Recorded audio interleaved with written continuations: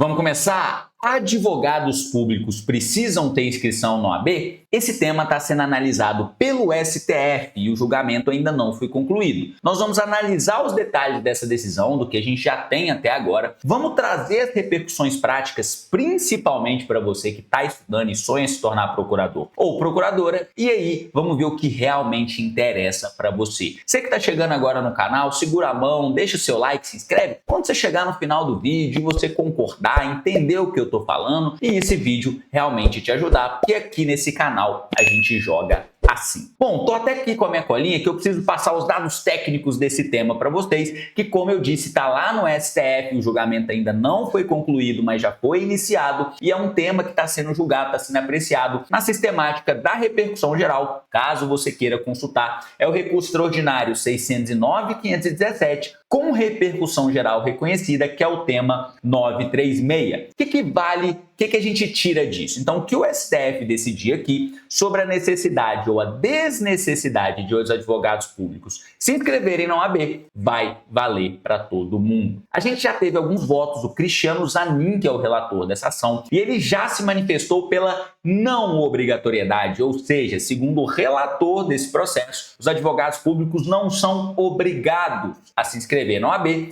mas podem sim se inscrever. Ele fala de inscrição voluntária, principalmente assim, se o procurador quiser, por exemplo, concorrer às vagas do quinto. Então, para o Cristiano Zanin, relator desse processo, a obrigatoriedade de inscrição na OAB não se aplica a advogados públicos federais, e ele traz outros argumentos aí, ó. Ele fala que, ó, a capacidade postulatória do advogado público decorre da própria Constituição, que estabelece as regras desse órgão. A advocacia pública está prevista constitucionalmente, artigo 131 e 132, e ele foi acompanhado nesse julgamento aí por outros ministros, ministro Alexandre de Moraes, ministro Barroso. Inclusive, o Alexandre de Moraes foi empate, ele falou assim, ó, a gente não pode submeter vou até ler aqui, recorrer de novo a minha colinha, ó. É muito perigoso subordinar uma instituição do Estado a uma entidade privada com interesses próprios. Esses são os julgamentos, são os entendimentos até agora de quem já votou. Só que a gente teve certa divergência aqui, ó. O Fachin e o André Mendonça, eles defenderam que a inscrição deve ser obrigatória. Então, se o advogado público,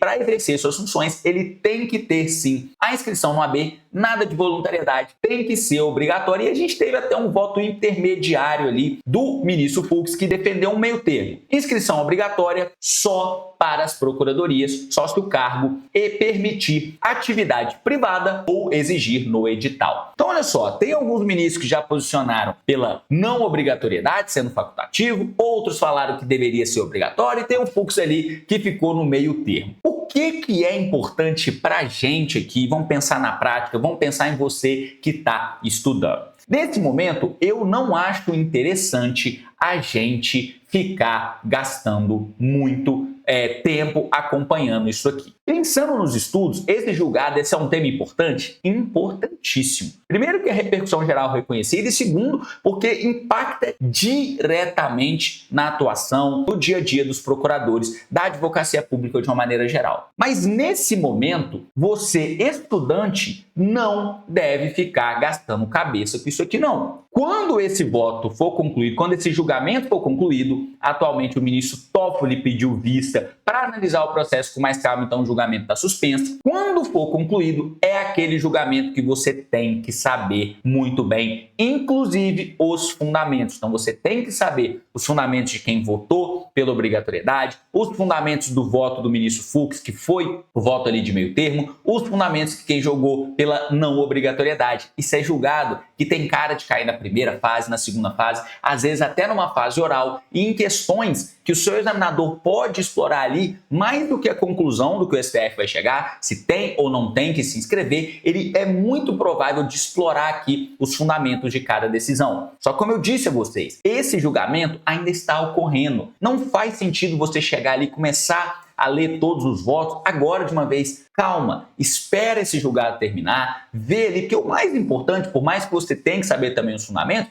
vai ser saber qual foi a tese fixada pelo STF. Se é obrigatório, se não é obrigatório, se pode fazer inscrição voluntária, se não pode. Isso é o mais importante, mas você também vai ter que determinar os fundamentos. Então, nesse momento, eu acompanharia o julgado, mas eu acompanharia de longe. Só vou ficar sabendo se o julgamento retornou, se ele foi concluído. E aí, depois que ele for concluído, eu pararia um tempinho, daria uma boa lida ali, inclusive nos fundamentos, porque pode me cobrar. Isso aí vai cair em prova, sim, senhor. Agora, você pode estar numa situação um pouco parecida, mas um pouco além de quem ainda está só estudando para concurso. Às vezes você já passou na OAB, está estudando para procurador, está ali na boca de passar, ou então já está com aprovação e está preocupado se você vai ter ou não que se inscrever na OAB. Hoje, em regra, o que vale é a obrigatoriedade de inscrição na OAB. Então, se você estudou para a procuradoria, muito provavelmente você já até passou na OAB. E aí a gente tem aquela situação de, às vezes, pessoas que só pegaram o certificado de aprovação e nunca requereram a inscrição na OAB, ou aquelas pessoas que até tiveram inscrição na OAB, mas por algum motivo suspenderam, né? Às vezes a pessoa não está exercendo a advocacia e ficava só pagando anuidade, não quer ter esse ônus. E aí, qualquer que seja o seu caso, se você tinha inscrição e não tem mais, se você tem só o certificado de aprovação, fique tranquilo. Quando chegar o momento de você tomar posse, é que naquele momento ali entre a nomeação e a posse, às vezes até um pouquinho antes, às vezes o órgão te avisa, dá tempo mais do que suficiente para você requerer a inscrição da OAB na seccional que você vai exercer sua função. Digamos que você tenha passado na prova da PGE Goiás, está só com o certificado de aprovação, foi nomeado. Nesse meio tempo, você vai lá na seccional Goiás, pede a sua inscrição, costuma ser bem tranquilo. É bem comum, inclusive, o próprio órgão entrar em contato com a OAB e falar: olha, a gente vai nomear não sei quantos aqui procuradores, tem uma galera aí que não tem OAB ainda, tem como agilizar essa inscrição deles? Ninguém costuma ter problema com isso. Seriam essas duas minhas preocupações. Observar quando é que esse julgado vai ser concluído, que ele vai cair nas minhas provas, ou então, se eu já estou aprovado, estou esperando para ser nomeado, só ficar tranquilo que dá tempo de eu me inscrever até a data de eu entrar em exercício, porque hoje, em regra, a gente vê essa observância, essa necessidade, tanto no edital, nas leis das carreiras. Eu diria que, assim, talvez 100% dos cargos da advocacia pública exijam essa inscrição na OAB.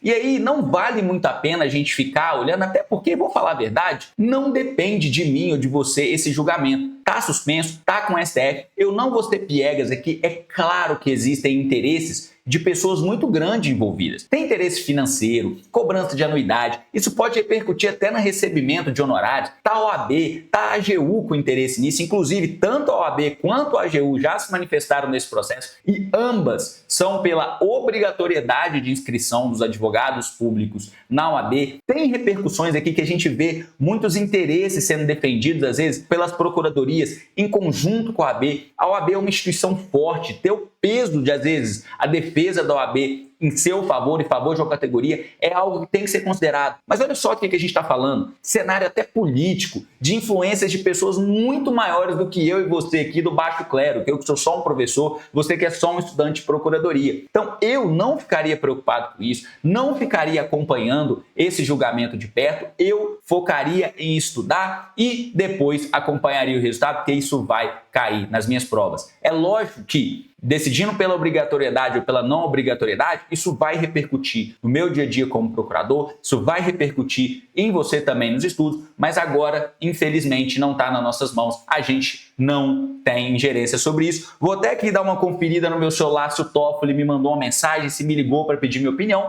mas eu tenho certeza que ele não ligou, não mandou WhatsApp, ele não está nem aí para minha opinião. Mas eu vou falar aqui o que eu acho. Eu acho que é claro, óbvio e ululante que a gente tem que sim ser inscrito na OAB, gente. Olha, o cargo a gente chama de procurador, mas o procurador não é um advogado público? Para mim é claro, advogado exerce, né, a advocacia e ele tem que ter inscrição na OAB. Essa é a minha posição, só que eu não vou votar nesse processo, não vou ser chamado a me manifestar sobre, mas é a minha opinião pessoal. E aí eu vou mostrar para vocês algo que tem uma repercussão prática de verdade que você pode olhar agora. E qual que é a dica? A dica não é de hoje, a dica é de sempre. joaomarcelooliveira.com.br.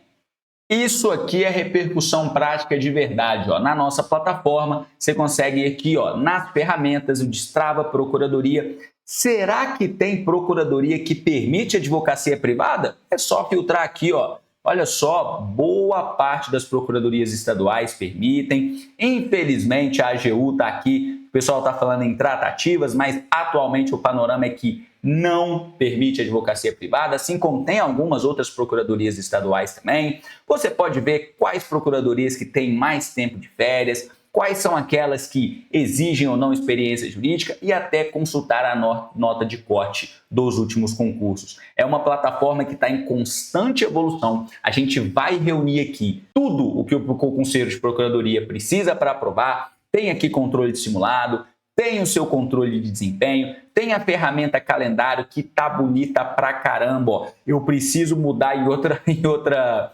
semana, porque eu estava usando a semana anterior para poder mostrar para os meus alunos como é que eles fazem isso aqui, ensinando para eles. Inclusive, ó, deixei do vídeo passado, vídeo de ontem, que eu estava mostrando para vocês como é que a gente faz uma métrica de estudo. E vamos supor que você chegou no final do seu tempo de estudo, ó, vem aqui parar rastreamento e ele computa ó, que a gente estudou 40 minutos em seca. É claro que essa estatística aqui não é verdadeira para mim, até porque eu nem estudo para concurso, estou mostrando aqui para vocês, mas você vai fazer o seu planejamento aqui certinho e isso vira um tempo de tag. Ó. Outras semanas que eu usei isso com mais frequência para poder mostrar para meus alunos, ó, ele vai contabilizando quanto tempo eu tenho estudado por semana. As minhas tags são um pouco diferentes, ó, eu estudo um pouco mais sobre investimentos, eu estudo mais sobre comunicação, mas é claro que você teria aqui o seu planejamento de acordo com o que você estuda, se você revisa, se você simula, se você faz doutrina PDF, metas macros aqui na direita, metas micro aqui na esquerda, ou seja, a plataforma tá ficando bonita demais